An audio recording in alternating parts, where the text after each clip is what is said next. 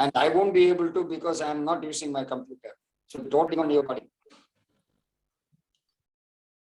Wonderful.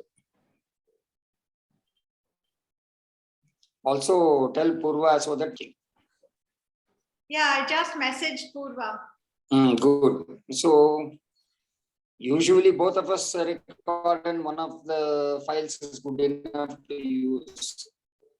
Yeah, I found that if I make Purva host, So then anyway, I can't record from my side. So maybe tomorrow I should be out. I'll be able to post it to her. I will ask her. Who can give you authorization? No problem at all. I'll message Purva. Yeah. When after she joins, authorize you so that.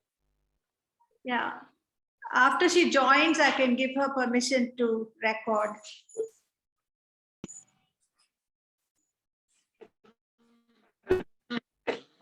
Yeah.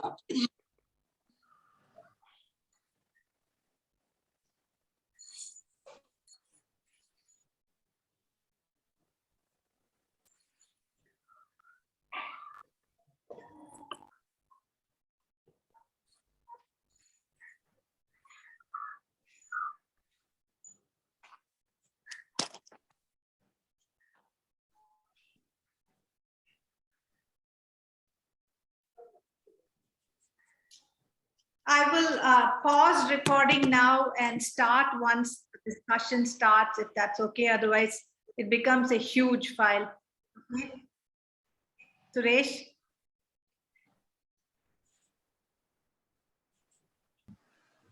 Hi, Ramesan. Hi, how are you? We're looking forward to your talking. We want intelligent people to give us their views. Yes. Hello, I see some other new Hello, familiar Mr. faces. Yeah. Hi, everyone. Hello. Hello. Hi. Hi.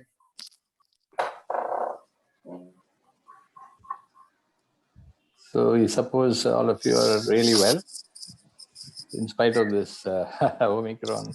Yeah. Well, So that's what we were talking about. I think some are just recovering and things like that.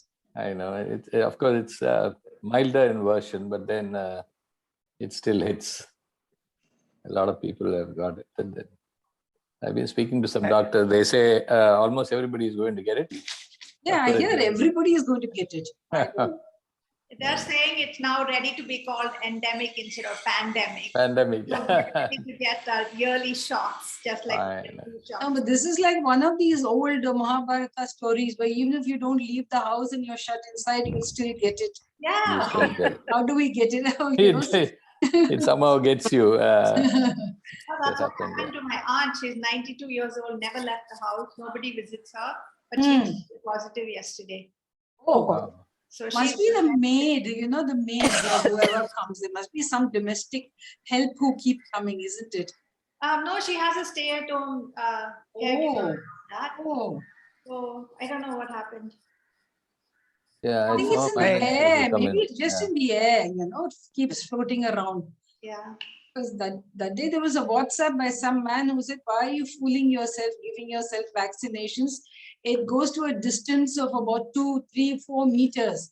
So wherever you are, you can get it. Yeah, but if you have the vaccination, you'll get it far less severely than. Yeah, that's all. That's why we're getting it. That's all. It doesn't mean you much milder. Very much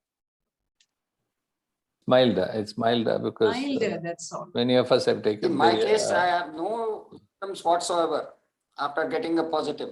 Absolutely no symptoms. Then why did you get yourself tested, Suresh? Actually, that day I felt very weak. I couldn't get up. Exactly the way I felt 2 years back when I had a swine flu. So got tested and found it is positive. I see. Doctor said, no, don't take a chance, get it tested.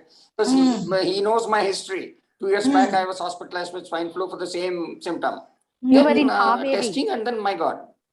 Yeah, I was in Kaveri 2 years back. I shared the place with Karnanidhi. Uncle, hi. I didn't notice you Hi, till Ramesh. now. How are you? Fine. How are you, Ramesh?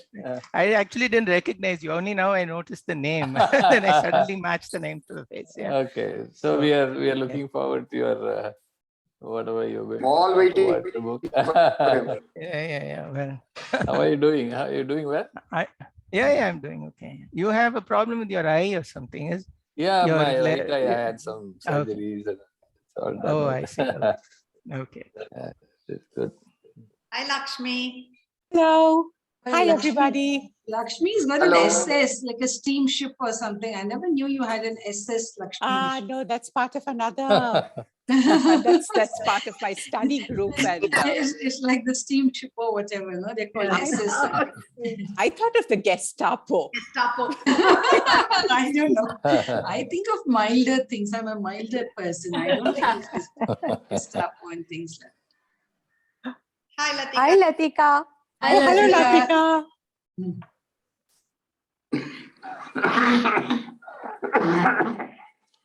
Hi, Sundari.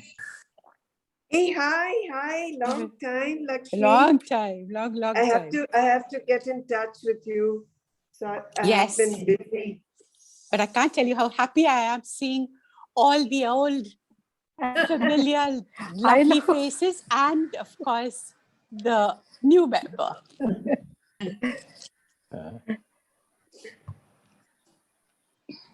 Can we start? Yes. Yeah, were Yes. we waiting for anyone? It's 4:04. Okay. Are you Yeah, guys so- seeing Suresh? I can't see him. His video isn't on, but he's here. Yeah. Okay. He's in Parga. He's not. Hear me. Hi, Suresh. You can only hear me. I can hear you. All right. He's the invisible man today. Okay. So shall I start, or do you want Suresh to start? I think we should. Suresh, did you have any announcements? Otherwise, No announcements from Suresh today. He said he can't talk. okay. Ah. Yikes. Okay. Yeah, then Ramesh, the floor is yours. Okay. So I'll plunge right into the book itself. So Obama comes across as someone who's full of candor, modesty, humility, sincerity, and decency. So he's someone whom we can relate to, and he feels the weight of history. He's aware of the history of FDR, of Teddy Roosevelt. So he's a scholar, an academician, and a teacher. It's kind of important to note that he was actually teaching constitutional law in Chicago. And it's kind of unique amongst the pantheon of world leaders today that someone so educated became the president of the United States. So, if you look, Angela Merkel definitely falls within that in that category.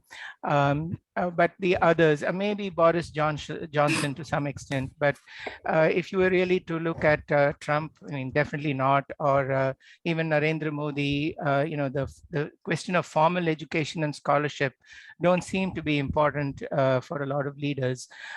So that scholarship shows. He's able to spend long hours absorbing information. He's able to write books while still a senator. And I think it informs every decision that he makes. So he's also someone who's very humble, because throughout the book, you get to see how he honors the groundskeepers at the Rose Garden, or the valet, or the chef, or the woman who brings the mail. And to even, kind of mention that in a book is something quite special.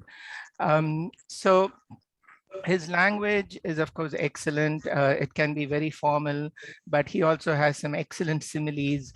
He talks about the gardener's hand being as thickly veined as the roots of a tree. So it's very refreshing to read such language. So he's also projects a very wholesome image, that of a upper middle class American, who's focused on his children, who's been through the mill of college, aspiring to a good education, has college loans, is dependent on family. And so that is again somewhat unique because you don't see that in a lot of leaders. So he's able to relate to a majority of the middle class, and that was a strength. He's also unique because he grew up in an entirely white household. So all the authority figures in his life during his early childhood were white, grandmother, grandfather, mother, and very few African-American people can say that.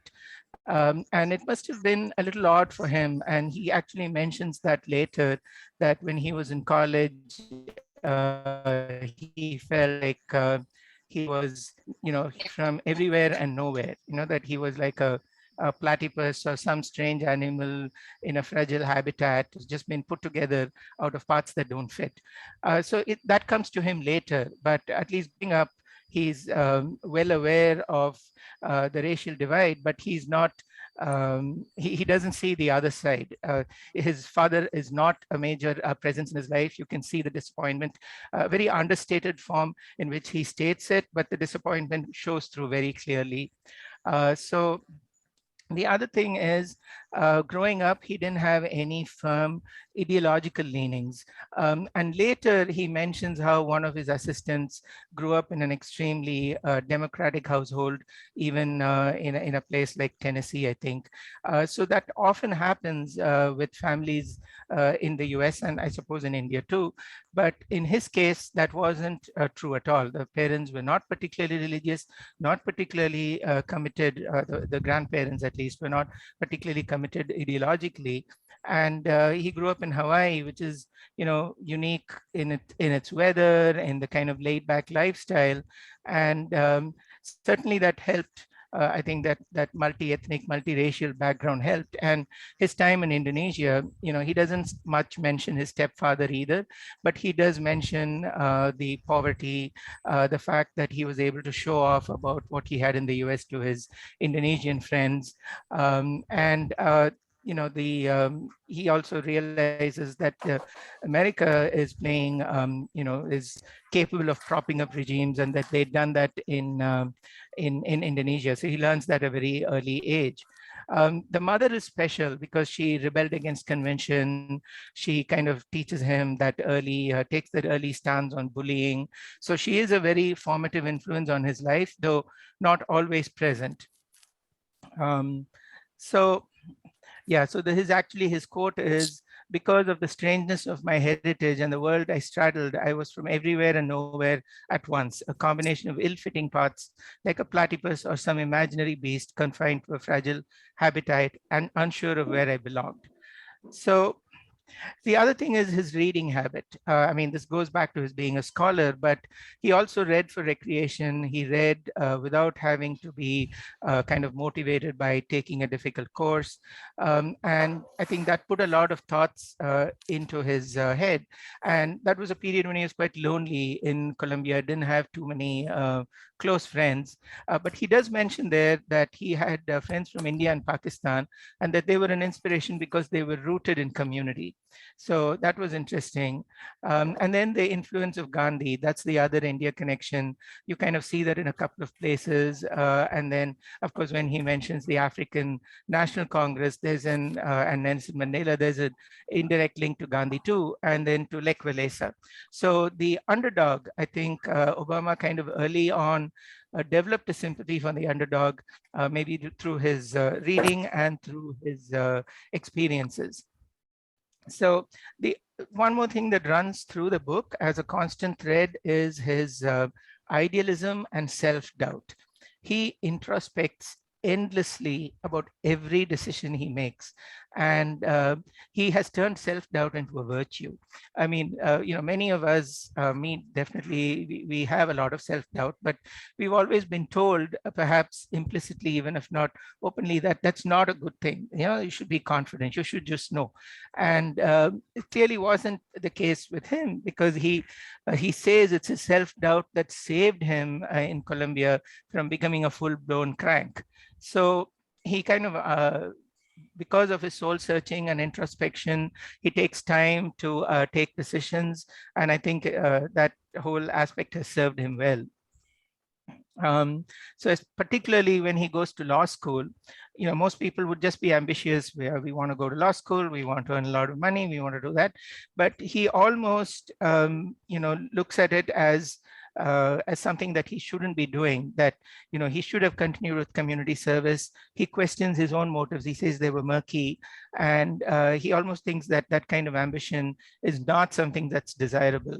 So that idealism, that a little bit of self-abnegation seems to have been there very early in him. And it's also interesting to note that only when he actually started this community organizing, that he came into touch with the traditional Blacks of America, the African Americans. And it must have been difficult for him to understand their needs, because he never experienced that kind of hardship. And he kind of states that, but not very openly, but you can read between the lines and you can understand. And also when he met Michelle. So Michelle, in many ways, it was a tailor-made meeting for them.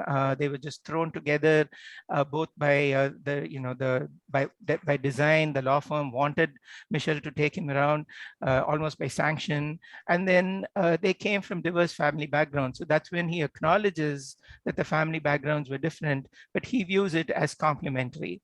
And he clearly states the outward signs of success made him feel ambivalent, that Michelle had to accept it. So the other thing is he has a sense of impending greatness. I mean, he talks about law school, becoming the editor of the Harvard Law Review, and turns around and writes a book about it and signs a book contract. Now, that is kind of unusual, even though he was the first African American to have been the editor of the Harvard Law Review, and maybe the book contract kind of fell into his lap because of that. Still, to kind of take that seriously and to write about himself, I think required some courage. And he thought about running for office even before he graduated, turned down lucrative job offers. Now, one thing that's different about him from a lot of other presidents is he was not a war hero, and he's very young. He turned 60 just now, so he was really in his late 40s when he became president. And you can see that in the way he pays attention to young people wherever he goes, town hall meetings, even in the people whom he hires. He is very interested in the opinion of younger people. And of course, that's certainly not true now, and not very true in India, where we pay more attention to tradition than to, than respecting the opinions of younger people. So that was a little different about Obama, and he didn't have any war experience, unlike John Kerry or Bush Senior or perhaps McCain. And one more thing I noticed is that a lot of the figures, the people who had a lot of influence in his life, were actually women, both the grandmother, the mother, and then Michelle and his mother-in-law. And he kind of, he doesn't dismiss his grandfather, but the grandfather is mentioned in passing as an insurance salesman who was not very happy in his job. But there's a lot more devoted to the grandmother's career. And I think that shows later in the way he appoints women to senior positions in his administration, starting with Hillary Clinton, with Kathleen Sebelius, all very familiar names, and Samantha Power, who was his atrocities are. So he made it a point to, kind of respect and appoint qualified women and respect their opinions. So that's another thing that was different. He was also very lucky in his trajectory. Ted Kennedy, of course, tells him, the opportunity comes to you, you don't go looking for it, so you better grab it now. But he realizes very early on that he has to kind of seize the day, carpe diem throughout. So, and he was lucky because when he first runs for state congressman, he literally gets a walkover. Alice Palmer, they don't collect enough legible signatures on the petition, and he doesn't quite acknowledge that it's a walkover in the book, but that's really what it is. And then when he runs for United States congressman, that was a disaster. He loses badly to Bobby Rush. He goes through a tough period where he can't even make it into the Democratic National Convention. His pass doesn't work. He watches from a television screen in the parking lot, but he kind of bounces back and he aims big again. And again, I think his competitor, Edwards, I think his last name is Edwards. His ex-wife accuses him of so some, there's some scandal associated with that competitor. So he basically doesn't have a serious competitor. So again, he was lucky. And so those two things, noticed. And then sometimes it occurs to me that Obama is very, very desi. He, unlike many Americans who want to move out really quickly, he's very thrifty. He and Michelle want to save money. They're conscious about their college loans. They actually move in with their mother-in-law to save money. And that is really, really unusual. And so, the way he moves back and forth between different continents, his long flights, all of that, I just think, we can relate to him because that's very much the Indian experience in so many different ways, kind of transitioning between cultures without even knowing you're doing it. And then sometimes it just hits you all of a sudden that you're in a foreign land. And so that's another point that I kind of wanted to mention. And then you can see that he has convictions. He's very ethical. He tries to reform the Illinois Senate by telling them they can't, bill fur coats to campaign contributions and house improvements. So he makes himself a bit of a ethical person and attracts the ire of other legislatures in the process, but he sticks to his guns. So that's also something to me very much to be said in his favor. So let me see. One interesting point, I don't know if anyone has a political science background, but conflicts between the House and the Senate in the Illinois state legislature could be resolved by lottery. And that is very unique. I really don't know if it's a good thing or bad thing, but I've never heard of it. And you clearly see that he's very dedicated to politics, to his constituents. He makes a lot of visits outside. So he tries to build bridges all the time. He doesn't let himself get discouraged by setbacks, takes baby steps in trying to build a coalition. And early on, he says the job of being a president, it cannot be defined in a narrow manner like that of a pilot or a doctor, but it's all about swaying public opinion and building coalitions. And so I think that's also a very insightful phrase. It's something that we all don't always understand. So I found that interesting. And Obama is very gregarious. He's always using social contacts to kind of build a rapport. Poker games, basketball games.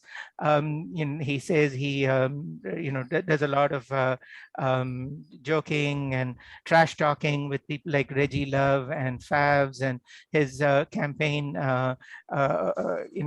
employees were helping him with this campaign. And so he's clearly able to connect on a social level, and he uses that to his advantage. And also, they're very close to the edge financially at all times, and it is something remarkable that he just writes a book. This is not the first book he wrote. Of course, he's written two others, and both times the books came just in time for them to kind of shore up their finances. And so there's that confidence that runs through the book, and that shows, and that's very impressive. And then the speeches. Now, Obama is clearly very fond of his speeches. He remembers all of them. He understands, how each one contributed, and his entire political trajectory, his entire career can be measured in the milestones of his speeches. And so the first one is, of course, he kind of makes that speech where he's against the Iraq war, and very early in his campaign for when he's running for the Senate, and that's very impressive, and people are impressed by that.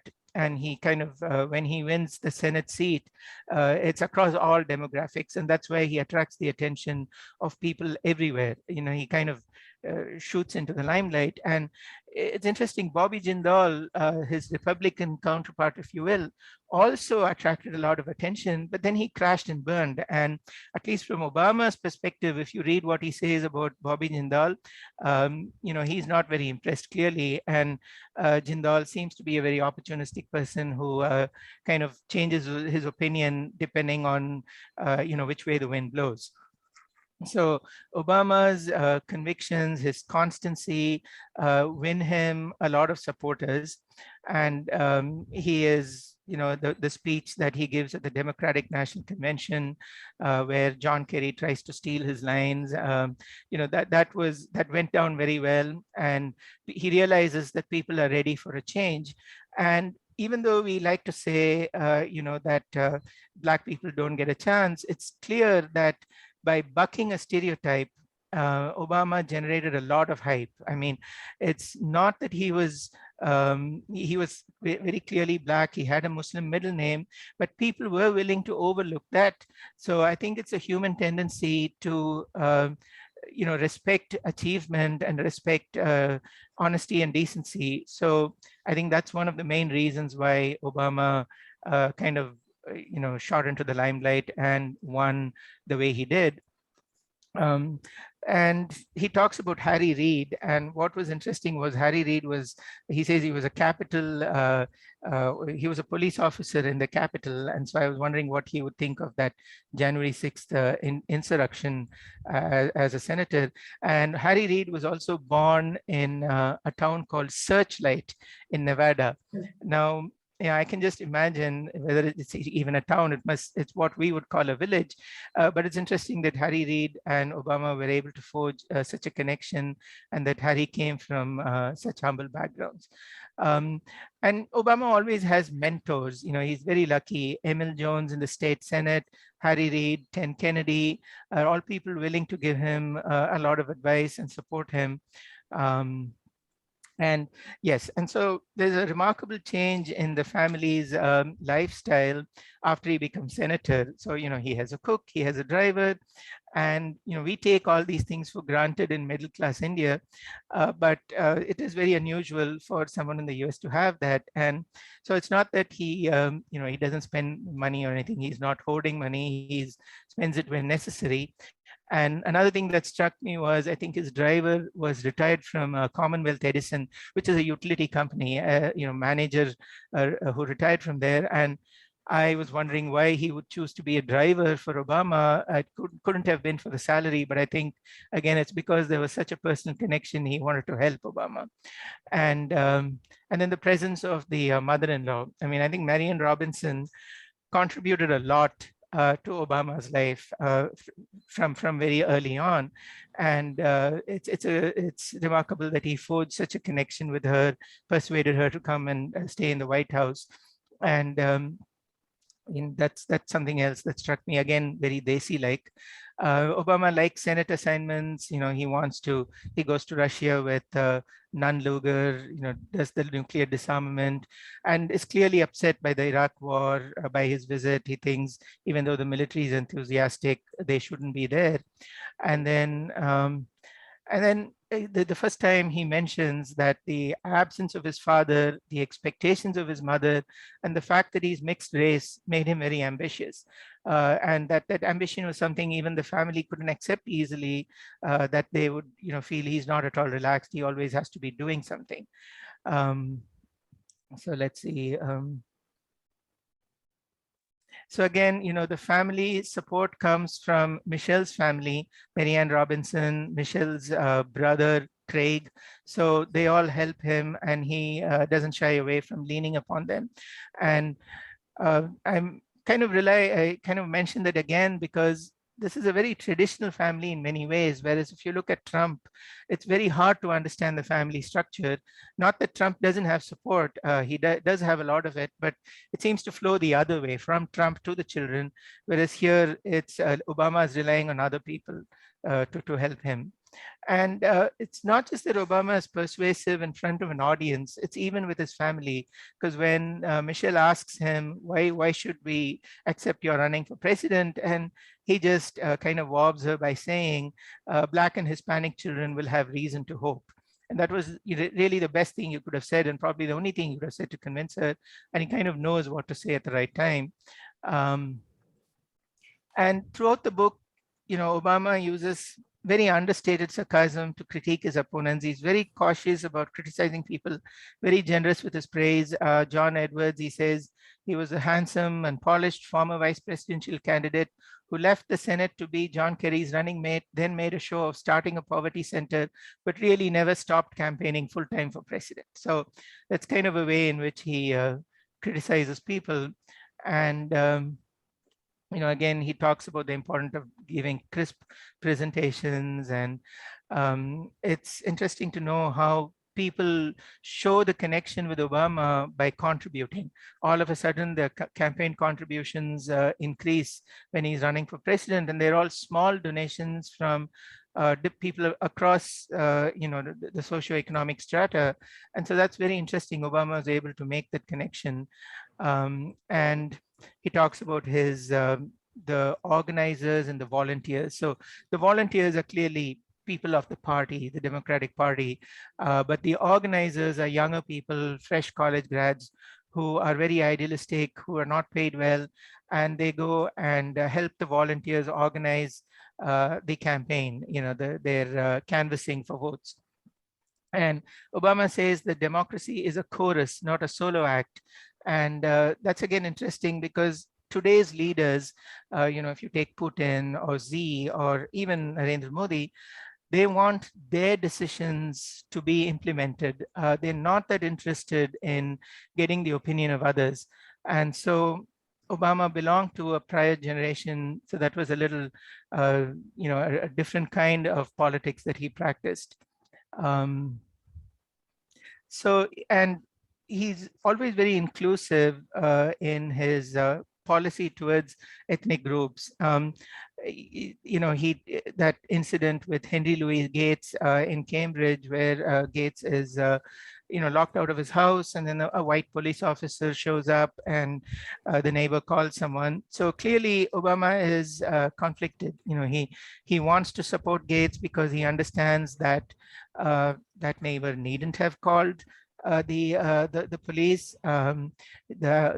Gates needn't have gotten angry, but at the end of it, everyone has a subjective opinion, and the opinion is clearly divided along racial lines. And as an immigrant and as a brown-skinned immigrant, we do face incidents like this in the US. We often don't realize it. It's covert, it's hidden, it's not overt, but when it does occur, it's very disturbing. And so you can kind of relate to this, the way Obama has to deal with it as a president representing all the minorities. He cannot support the majority. Whereas if you take Trump now, clearly he's tapping into the white resentment. So it's the majority white resentment that he's tapping into. And the same thing with Narendra Modi. He's tapping into something that is Hindu resentment, even though we're the majority. And that's an easy way to practice politics. I think Obama took the harder way to do it. So, and Obama writes in his kindergarten class that he wanted to be president of the United States, and somebody actually digs that up and says, oh, he had these strange designs, part of some grand conspiracy. And that echoes conspiracy theories today. He was educated in a madrasa. They go to Indonesia to check out that school where he studied. And you can see parallels in this in almost every country, and the birther conspiracy, where they thought Obama, Obama releases the short form of his birth certificate, not the long form. And immediately people latch onto that. He looks different, he's black, he was in Indonesia, so he wasn't born in the US. And I saw that happening now in Tamil Nadu with this man, Thiagarajan, whom I don't know him personally, but I know people who know him. And clearly he's very, qualified, but, oh, he's a US citizen. He can't. So there's no merit to it, but just by putting something out like that, you can gain a lot of negativity about a person. So that was very sad that it happened with Obama. And he, of course, gives a speech and he addresses it and kind of puts that behind him. And so I guess the crises he faces in his presidency are, of course, the economic crisis, for which Bush had already come up with something called TARP, but then the stimulus package was something Obama had to pass. Then he had to pass a package for the housing, rescuing the housing finance problem. And then he tries to rescue the banks, the stress test. So these are all extremely difficult things for him to do. And he stands by people like Timothy Geithner, who at some point hadn't paid taxes for 3 years, who gives a terrible speech, but he builds a good team and he stands by them. And it's interesting, very often when he talks about his initiative, there's one person who does the TV presentations.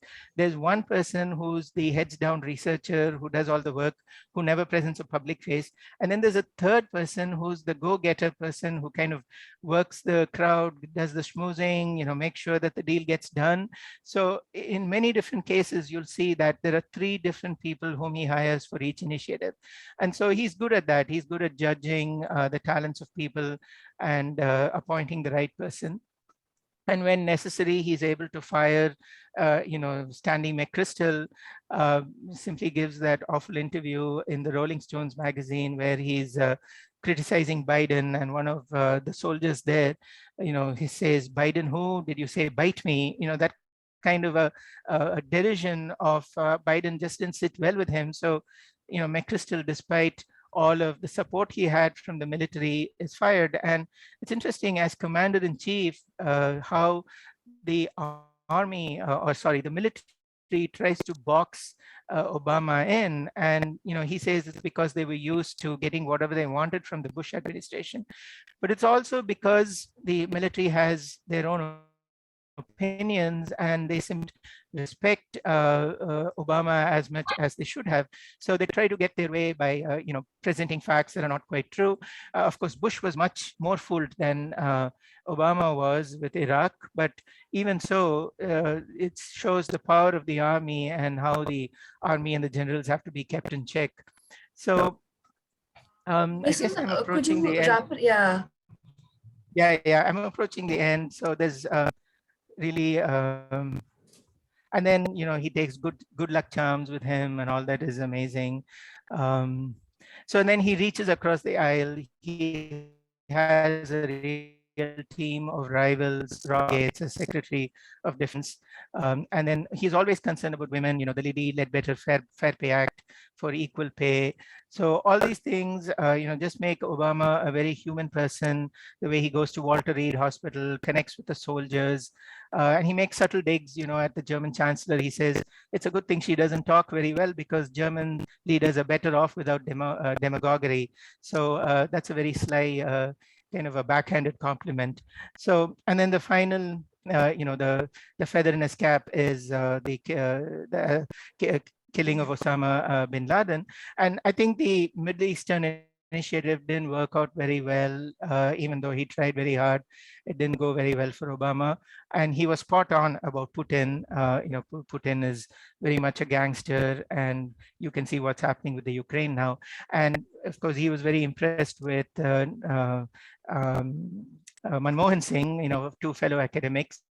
And he was clearly says that Sonia Gandhi was directing everything towards her son, and didn't have much good things to say about Rahul. We all know that. So at the end of it, I'm very impressed. I don't think we'll see leaders like Obama very often. We don't see them very often. I hope we see more people like him. And that's all I had.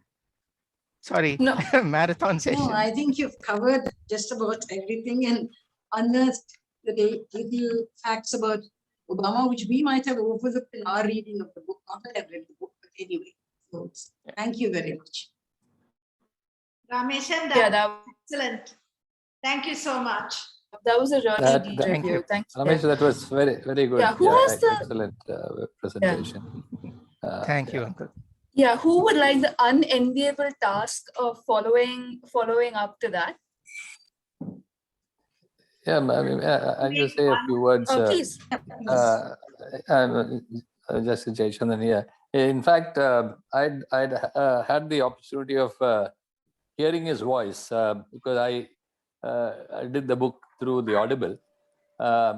His diction, the way he narrates the whole thing.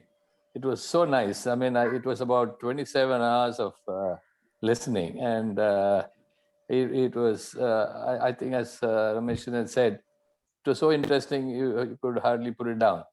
I think, as he had mentioned, that he was so forthright about not only his successes, how he came from an ordinary background or background from which he had risen to that top level.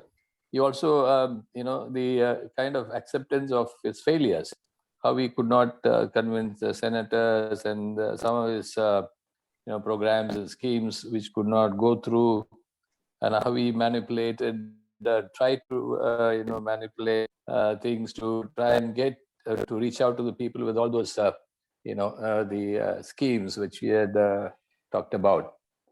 And also, I think, as Mr. Rameshan had mentioned, there are a lot of things about the insiders' information, like what is happening in politics, what is happening in the military circles, and how things really work. You could really.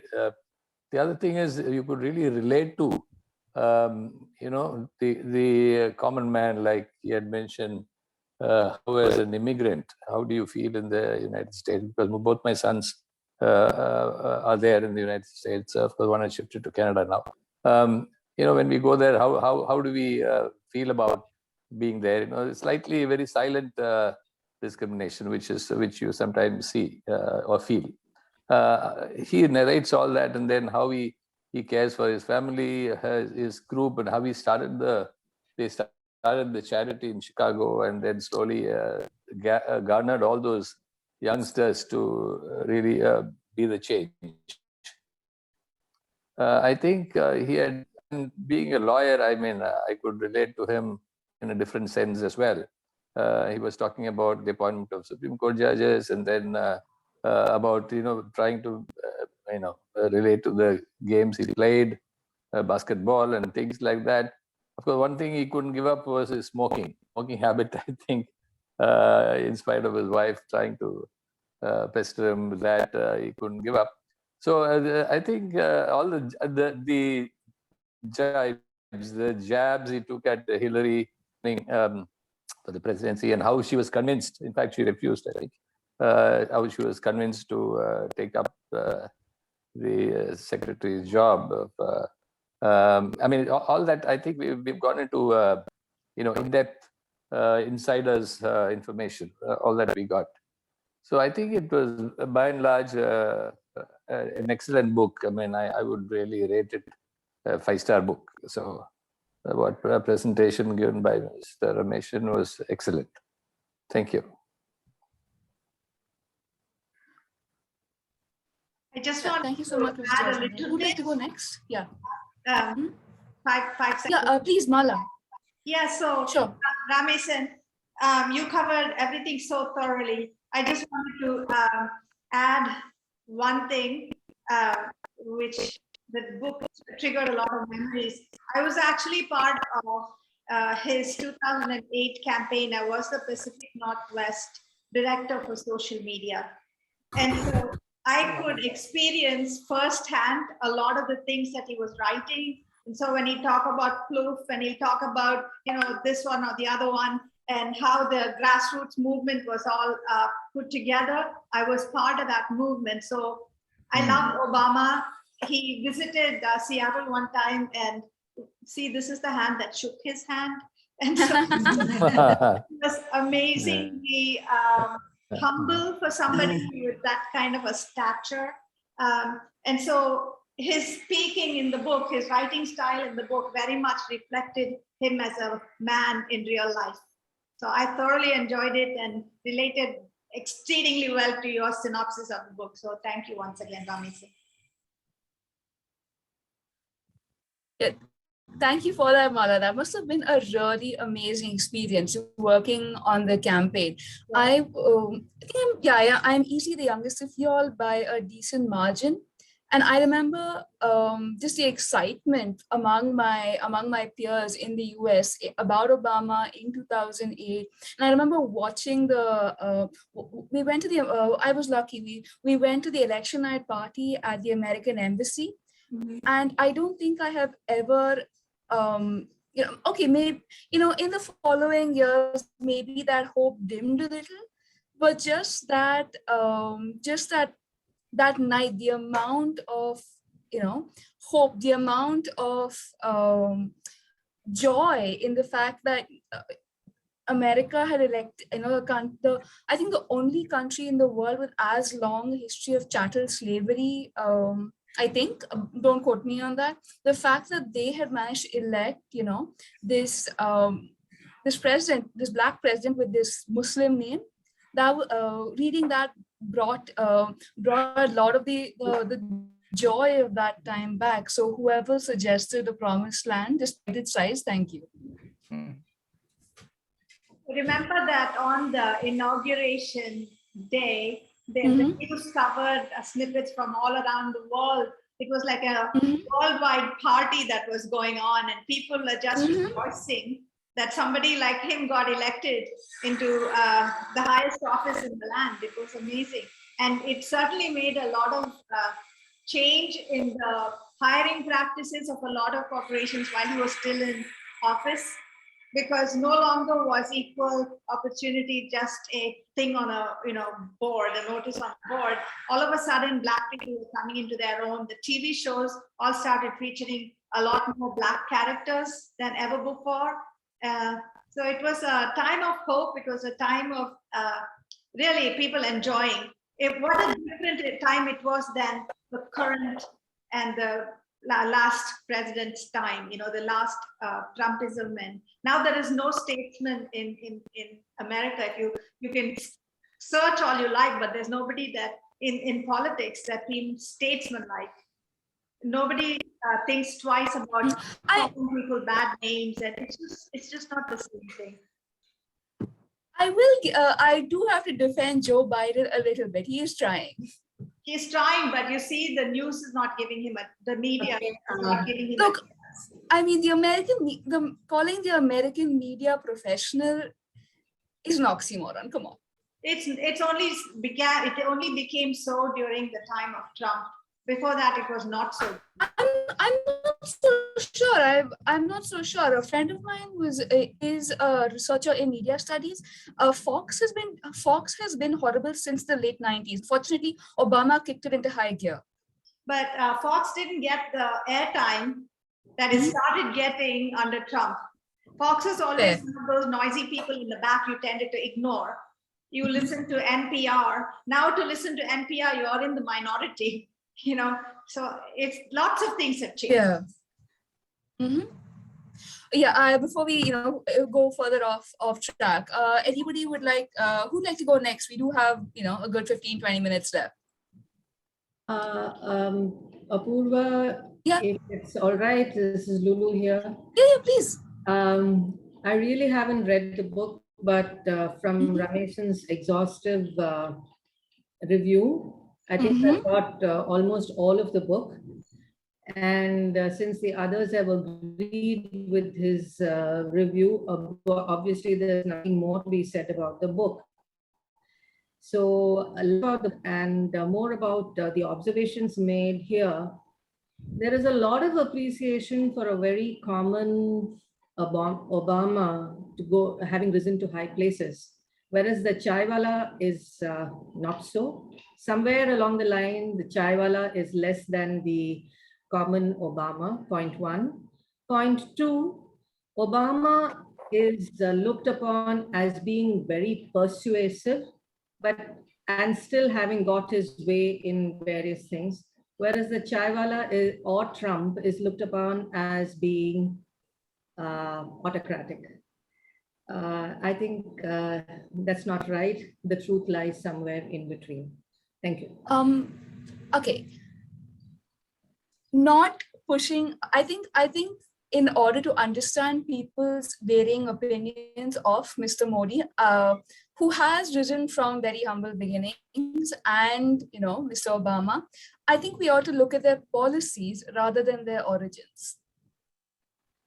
We are not here to discuss the policies because that would be deviating from the book. We are here to do a book review. But then when the book review goes into personal opinions of the character himself or herself vis-a-vis another character, then it's in that context that I spoke up. Otherwise, I wouldn't have. Thank you.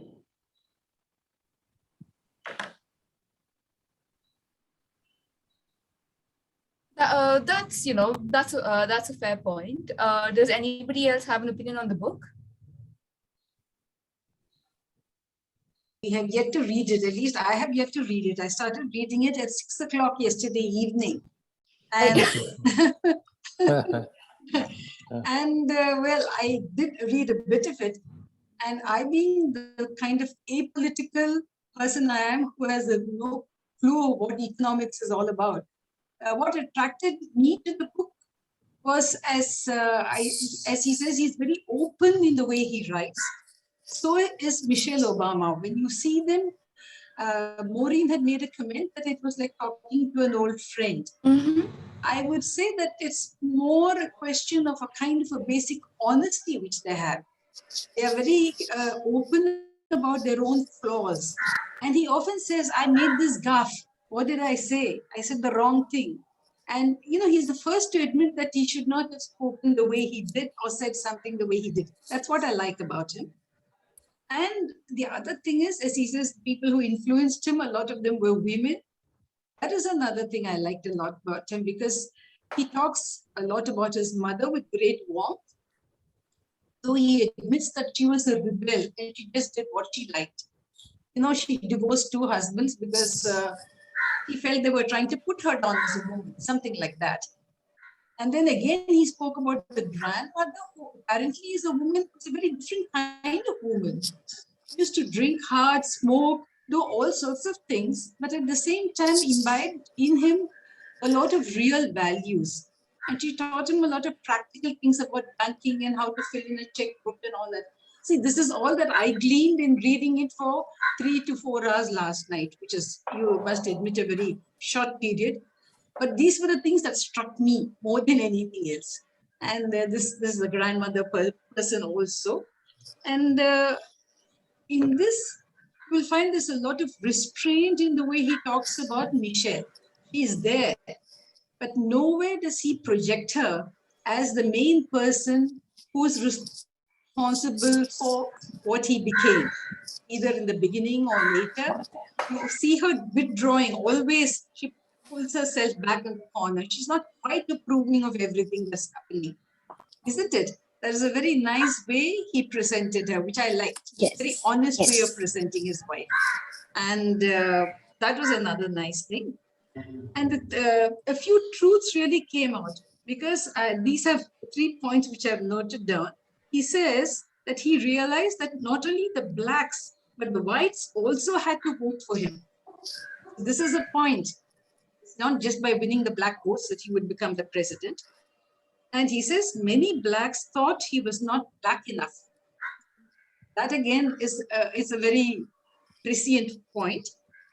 And then the last thing is that what one person said, it is better to lose than to be killed. Why do you want to take part in this? better to lose an election than to be killed. Because this sort of thing was happening. People were trigger happy. So I like that also. And among the other women, there are many women he talks about. And they are like this woman called Edith Childs, her name was, who coined the slogan which says, firing up, and everybody says, oh, ready to go. She'll say firing up, and they say ready to go. You know, it's sort of, even just reading it infuses you with a kind of sense of urgency and, okay, let's say it and come forward. And then he talks about three reverends, you know, three pastors, perhaps. I don't know what they're called there. And there is one, Mr. Wright, who is extremely outspoken, whom he admires a lot in the beginning, but he finds him saying things which are not exactly accurate and blaming the American situation or the, the institution of the USA for many things. And in the end, he has the courage to publicly dissociate himself from him by saying that I have nothing to do with him or with what he says. So that also requires some kind of courage when you've been admiring somebody all along. And then there is the other reverend he talks about called Moss, who says that we were the Moses generation. We were the ones who started this movement. But you are the Joshua generation, that is the later prophets, who really took you out of this wilderness into the promised land. They don't say into the promised land, but that's what it implies because that's the title of the book. And the other person he talks about again is a pastor who says, people told me there were two kinds of cholesterol, good and bad cholesterol. So he says people are a bit crazy. So we are the bad crazy and we are the good crazy. And what we need is a large number of good crazy people to take us forward. And these are all the bit of unusual things. These caught my eye, funnily enough, in this rapid reading, which I did. I was really reading very fast. So these were the things that caught my eye and I liked it. And there were little nice pictures of people like Ted Kennedy. What an impression he had. And you feel sorry, you know, that all these Chappaquiddick and all that happened to him, that he never became the president. And in the end, you feel sad that at the time of the inauguration, he falls ill and collapses and have to carry him out. So that's he. And he gives a little bit of in-depth kind of a thing on Biden also. He tells him why he chose him over somebody else to be his vice president and what he found good about him. So that's, since Biden is there today, I found that a bit interesting, somebody whom we know today. And of course, Hillary Clinton. That part I liked the best. I found it the most exciting part, though we knew the ending, that he was going to win the nomination and not Hillary Clinton. But the way they went about it, the way she went about it, and the way he thought of her, and it was generally very sympathetic. And how he goes all out to persuade her to become the Secretary of State. You know, he doesn't mind saying, I want you, whatever happens. Again, with the Secretary of Defense who had worked for the Republican person, he somehow manages to get him to be on his side. So these are also some extraordinary qualities about these people. And well, this is all I could garner in that little time that I had, 3 hours over the book. So It's too good. That's too good, Prema. I will sit and read it slowly at leisure because everything that Ramesh and all of you have said has sunk in very nicely. And I will go now and slowly read the book page by page. Yeah, Lulu, you had something to say? No, what his understated or rather hardly there, attitude towards Michelle, what he said, that came through even when we were reading Becoming. Where along the line, it was very obvious that Michelle had to keep, as Prema says, withdrawing. And something that is not complete there. And I did raise the issue then also, but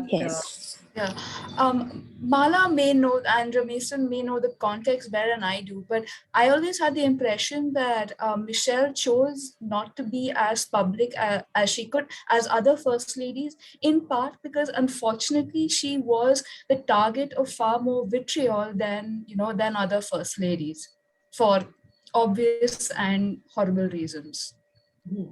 Possible. I think Hillary attracted a lot of criticism for taking on healthcare. And she was very educated, very qualified, just like Bill. And Michelle probably didn't want to put herself in such a situation. So I think she deliberately chose to play more of a supportive role. She certainly was capable of much more than what she actually, had to do in the White House. And the gardening initiative, the obesity, all that was good, but there was still something that played second fiddle to the major policy initiatives. And I think it's because the people of America would not have accepted it if she had played a more influential role on major active issues. role.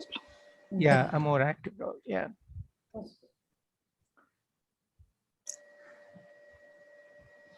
Anybody else? Yeah, I do have one more point to make. Sure, And please. the thing is, as an immigrant, when we go to the US, we go for various reasons. We are not aware of the politics. We are not even aware of race, because when I went in '87, I assumed that America was this, wonderful place where there would be no racial discrimination. And by and large, depending on the industry that we're in, with the information technology, there are a lot of Indians. So we don't feel any discrimination.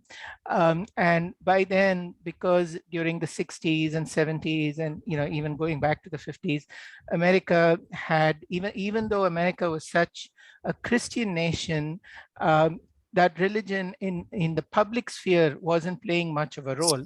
And I mentioned this because this time when I went, I stayed with my host family, who are very they're socially conservative, religiously conservative. And they were saying how it was in the 70s that religion was banned from public schools. People couldn't mention anything to do with religion. And so we take it for granted when we sent our children to elementary school or middle school. My son only went to elementary school, but I never worried about any religious message being imparted to him by authority figures other than the parents. And that's actually very interesting that now there's Michael Flynn, who was, in the military, actually made a very public statement. He said, the US is a Christian nation. It's one nation under one God. And so there should only be Christians in America. And it was a bit of a shock to hear that. And even before, I had realized that in the US, there was only religious freedom, but the notion of secularity didn't actually exist. So we took our temples for granted. We kind of thought that we could buy a lot of land, build grand temples, and we were allowed to do that. But there's always the fear that it would change because our culture is so intimately tied to our religion. And so that makes us nervous when we think of our children or grandchildren growing up in the US. And it kind of all ties in to what we expect of our leaders and whether religion should be in the public sphere or not. And that's what I told my host family. It shouldn't be there. I am happier that with religion not being mentioned in schools. So it's a tricky point. And it's as Indians who straddle both the US and in India, US and India, we kind of sometimes run the risk of being hypocritical when we expect one thing of society in the US and we expect something else in India. And so it's very tricky because there is an implicit hypocrisy there that we haven't addressed, that many of us don't address. And so it's hard, and it all depends on our personal situation. But because I have some skin in the game, I worry about that a lot. And I don't know, which is right and which is wrong, but it's just a matter of concern. Ramesh, no insult to your host family, but the US was never a Christian nation. I wound up taking a class on US history and religion when I was there, and the separation of church and state has always been written into the Constitution. One nation. The under God bit that was added in the 50s because of during the communist scare, the whole McCarthy issue. And the US is very, very Christian. Maybe your host family didn't see it in the same way that we Hindus in India don't realize all the ways that our that our religion is centered in the life of a supposedly secular country. I don't know. Yeah, I mean, the thing is, in school in the 70s and 80s, we were taught India is secular in civics and all that. So I carried that with me. And I found that the US was not so secular in its principles. So that's what I mean. Christianity kind of is very pervasive. And especially in Texas, when I wanted to buy a house, people told me, if you're looking for a good location, go where all the churches are. Wherever there are new churches being built, you can go buy a house. You're safe there. It's going to be a good location. So it's part of the theme. And then once when I was just driving around Dallas, I saw this banner that said the speaker is going to talk on the demonic influence of Hinduism. And so I actually went and asked them, and of course they were very polite and they tried to say that it wasn't really, demonic influence. He's just contrasting Hinduism with Christianity. But the fact that that word was used bothered me. So the point is that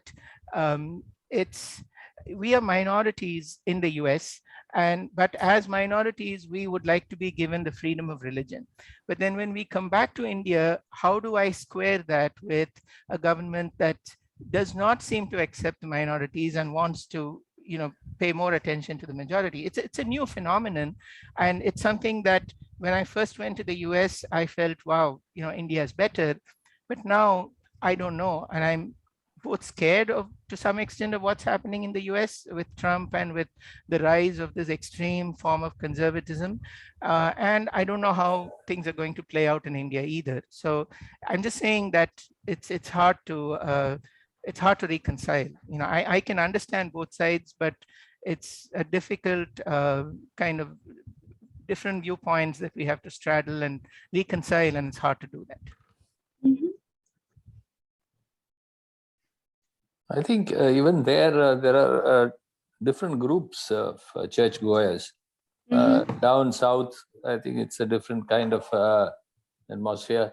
In fact, when I was invited by the American government in 1996, when I went to a tour of US on human rights issues, we found that, when we were talking about this gerrymandering or down in Atlanta, how the blacks are being discriminated and things like that, they generally say, look, how much we have progressed. You should have seen what it was in the 50s, 60s, and even in the 70s.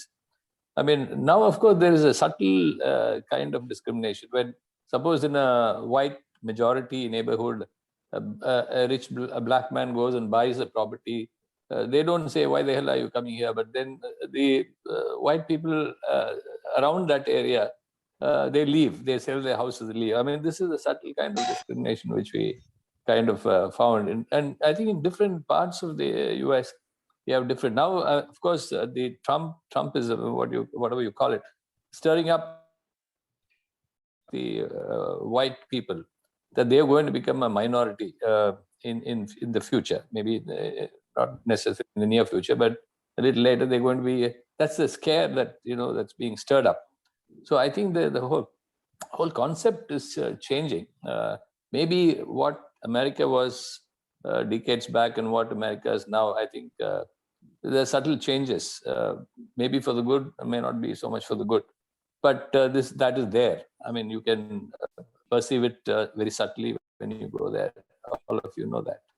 Not so subtle for some. This is what I feel. Yeah. Yeah, I don't think the changes are all that. Not so happy about the stuff.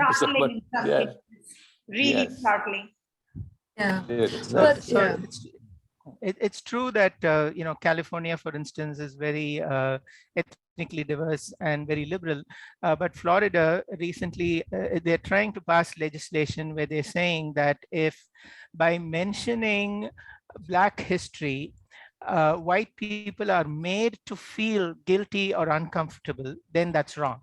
So you cannot teach Black history to a class where there are white students if that white student feels discomfort. Now, that is just ridiculous, because how do you define discomfort? Is it guilt? Is it anger? And it's so subjective, but that's the legislation on the table. Ron DeSantis, the governor of Florida, has introduced it. And it's it's very disturbing to see this, because it's the people, the Black people suffered, and they are the ones who,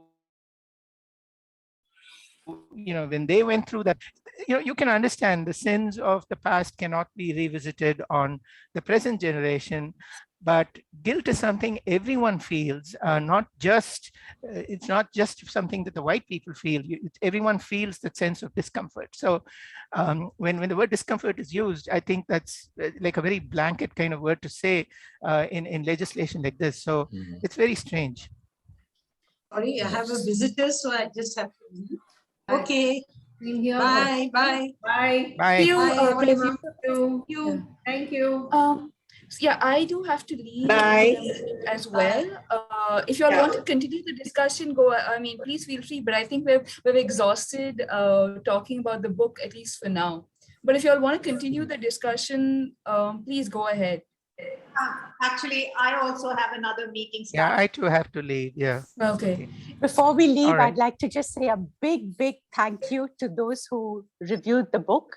I have it lying on my table in front of me, and I stare at it guiltily, but it's been a little, things have been happening at home which have taken my attention away, but I'll definitely sit down to read it.